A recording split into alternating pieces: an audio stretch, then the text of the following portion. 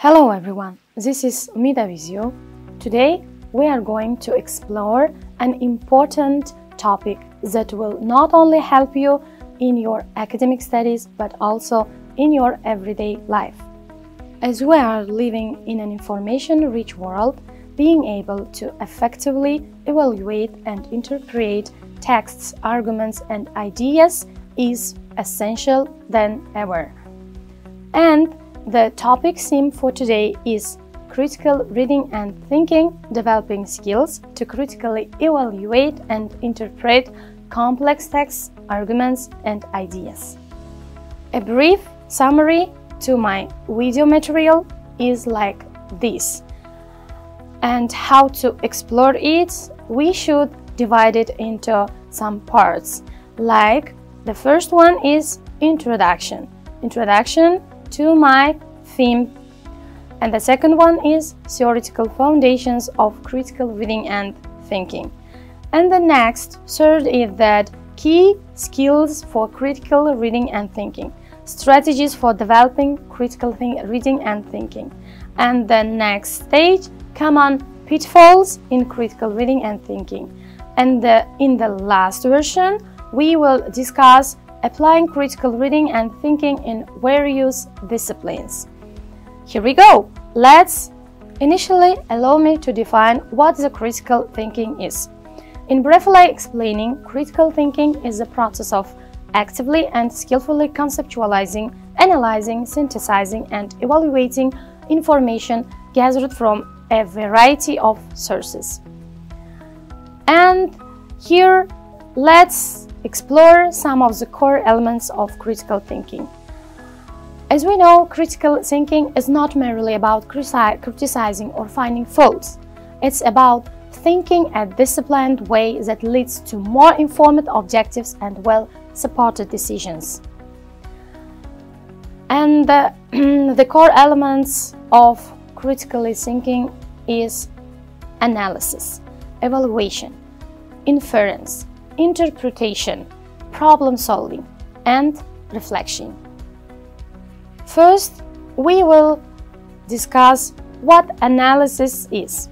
Analysis is breaking down complex information into manageable parts and understanding their relationship to one another. And the next term we are going to discuss is evaluation. What is evaluation? Evaluation is assessing the validity and reliability of the information, arguments, or sources being considered. And the third core element is inference, drawing conclusions from the available evidence and reasoning logically to form judgments is inference. The next term is interpretation. It is understanding and explaining the meaning or significance of information, arguments, or perspectives. And the next two terms, problem solving and reflections, are like this: using creative and logical thinking to find solutions to problems or challenges is problem solving. And reviewing one's own thoughts, processes, and assumptions, considering alternatives, perspectives, and adjusting reasoning as necessary is the reflection. In the next stage, we are going to observe some relevances in academia. In academic settings, critical thinking is essential for several reasons. The first, it is essential for engaging with complex texts. And on the second, it is essential for promoting independent thoughts, research and problem solving, constructing coherent arguments, and evaluating sources. Relevance of critical thinking in everyday life is in informed decision-making, in problem solving, in media literacy, effective communication, interpersonal relationships, and adaptability in a changing world. Now, allow me to define what are these 6 terms concerned to the theme topic. As we all know, informed decision-making is evaluating the pros and cons, considering long-term consequences. People can make choices that better align with their values and goals. And problem-solving is key to evaluating the situation, generating alternatives, and selecting the best course of action. And the next term, media literacy or effective communication, I can explain you in the following definitions, like by questioning the credibility of sources, identifying biased or manipulative messages can help or just make sense of news and information and avoid being misled is useful in media literacy. And allowing individuals to assess their audience's perspective, anticipate and counter arguments are essential in effective communication. And interpersonal relationships, you can see individuals navigate difficult conversations, resolve conflicts, and understand differing viewpoints. In adaptability in a changing world, we can see how to adapt to new situations, analyze emerging issues, and make informed decisions that align with evolving circumstances. The following data I'm going to share with you is the core components of critical thinking. For the core components of critical thinking, I can number analysis, evaluation, interpretation, and reasoning. And the component analysis is also divided into identifying main ideas, breaking down arguments, recognizing relationships, contextualizing information. Recognizing the key points or arguments within a piece of writing or discussion is identifying main ideas. And in breaking down arguments, you can separate arguments into premises and conclusions to better understanding how they are constructed. In the part recognizing relationships, you can determine how different ideas or pieces of information relate to one another and contribute to the overall message or argument. While you are contextualizing information, you should understand the context in which the information was presented to avoid misinterpretation. Here we can see the basics of evaluation as assessing evidence and checking for bias. Assessing evidence is determining whether the evidence supporting the argument is reliable, relevant, or sufficient. And in checking for bias, recognizing any bias or conflicts or interest in the source of information. In the evaluation part, you should consider counter-arguments and measuring logical consistency. For considering counter-arguments, you should follow weighing opposing viewpoints to see if the argument adequately addresses them or if there are flaws in the reasoning. And for measuring logical consistency, first you should check whether the argument is logically coherent, free of contradictions, and internally consistent. In the next stage, or in other words, I can say as the component of interpretation. Here I can list some key activities in interpretation. For interpretation, you should clarify the meaning. Clarifying meaning is understanding and explaining the meaning of key terms, concepts, and ideas. In the next parts, you should identify implications. For identifying implications, one will have to understand the potential consequences of the information or argument in various contexts. And for the key activities in interpretation, you should also consider multiple perspectives.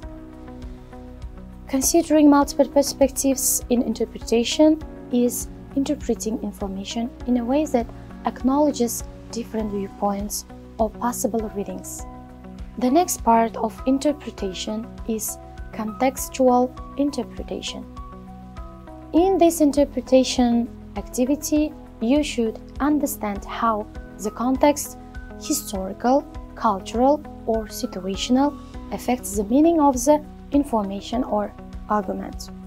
The following component is reasoning.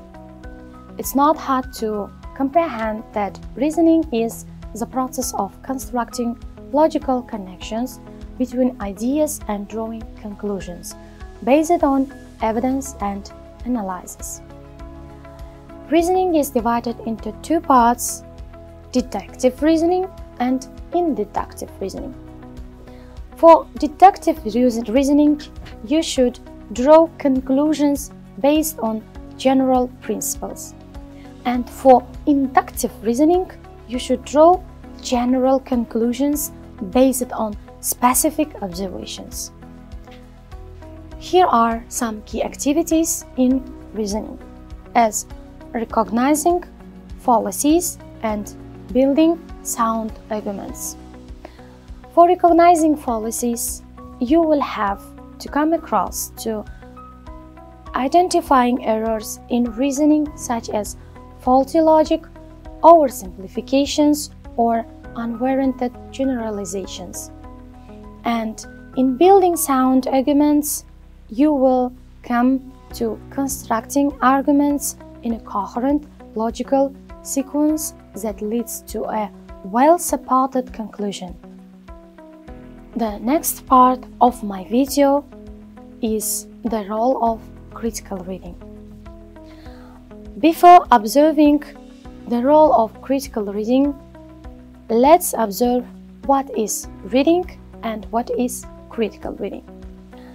As we are aware of that reading can be defined as the process of interpreting written symbols to understand words and sentences.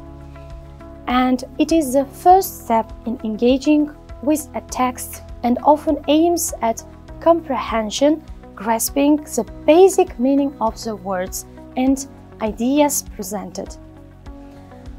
While reading, not everyone can assess the core meaning of the extract or the paragraph that is given.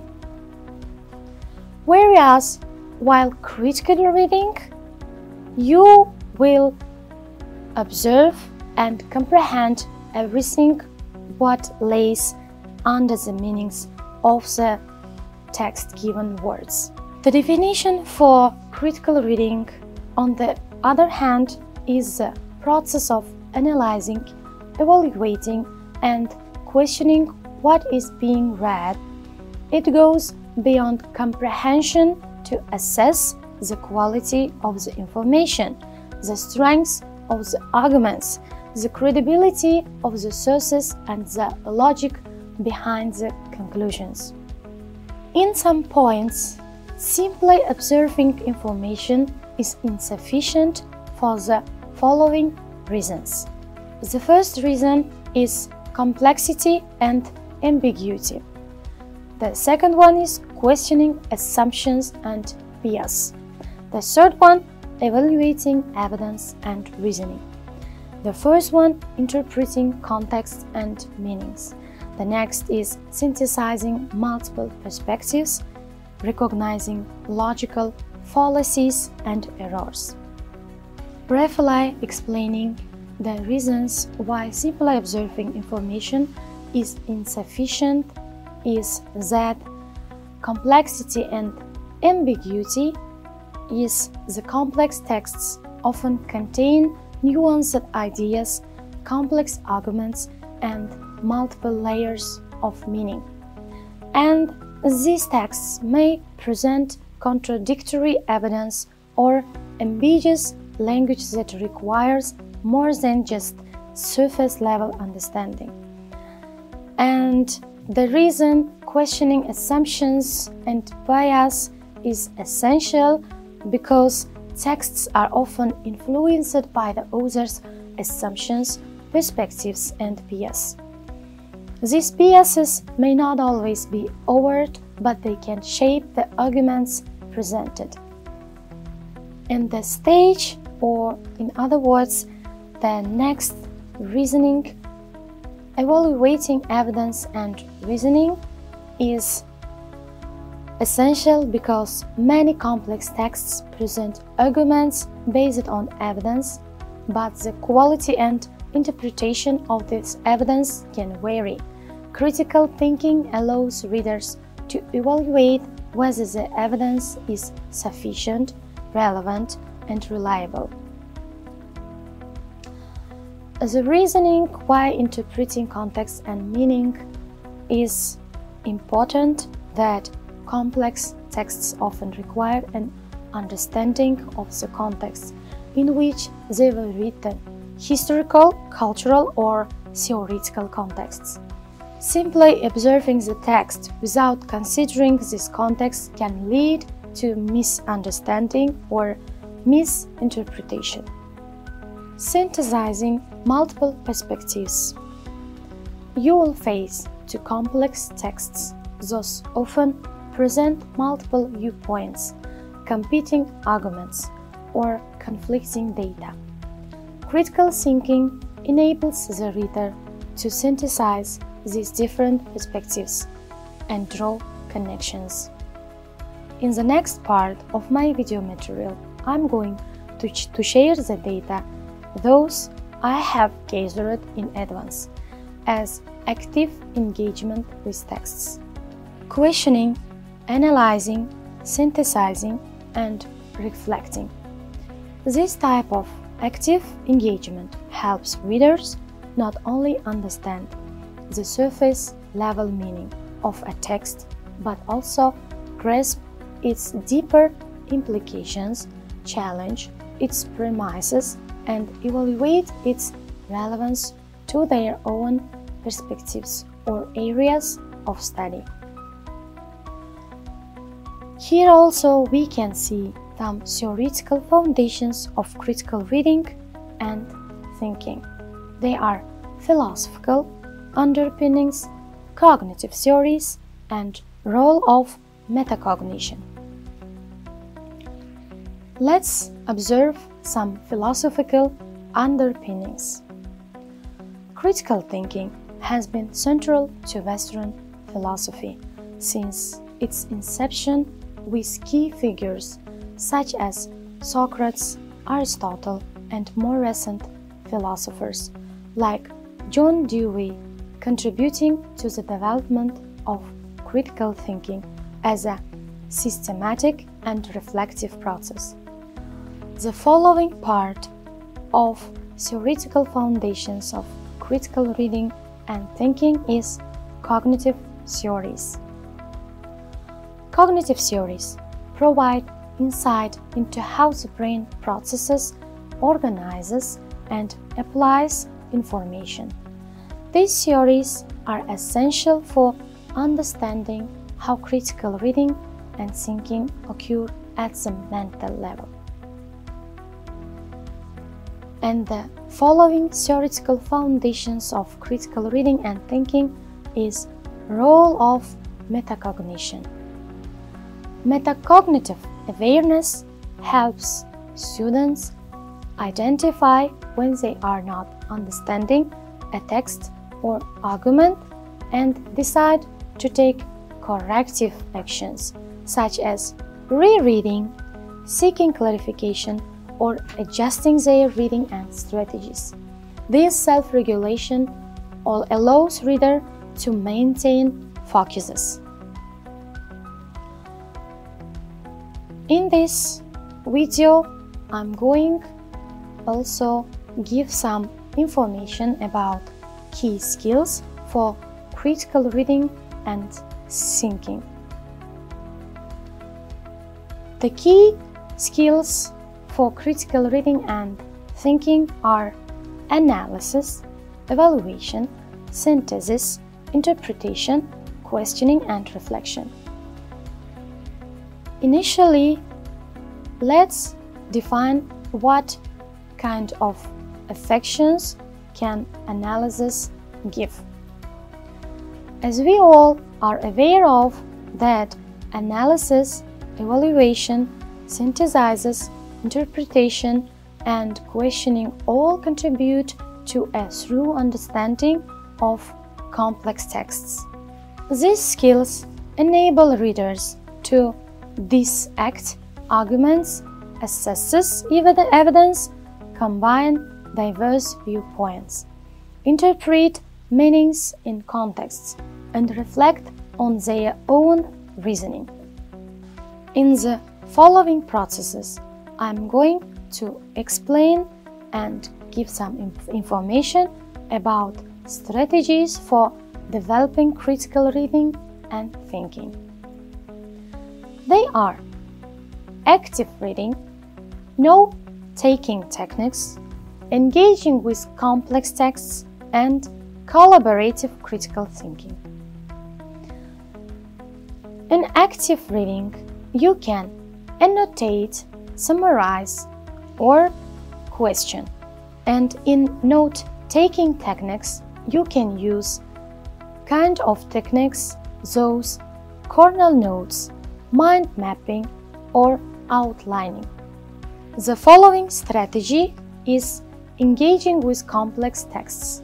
For this, you can read in stages, contextualizing, and in collaborative critical thinking, you can have some group discussions or peer reviews. Those can help you for effectively comprehending any information. While sharing some other ideas and information, I am going to observe some common pitfalls in critical reading and thinking. Where is the problem? That is the solution. That the first pitfall in critical reading and thinking is confirmation bias. The next is overlooking contexts, the logical fallacies, overgeneralization, and oversimplification. For these 4 pitfalls, we can have these kind of solutions, like for confirmation bias, you can actively seek out differing viewpoints and evidence that challenges your assumptions. And in overlooking context, you can always consider the historical, cultural, and situational contexts of the text. While you are in a logical fallacies, you should be alert to these fallacies and make sure to evaluate arguments based on their merits, not on emotional appeals or personal attacks. And in overgeneralization or oversimplification, you will have always ask if the argument considers the complexity of the issue and whether it accounts for exceptions or nuances. In the next part of my video, we will observe applying critical reading and thinking in various disciplines like humanities and social sciences, natural sciences, business, and law.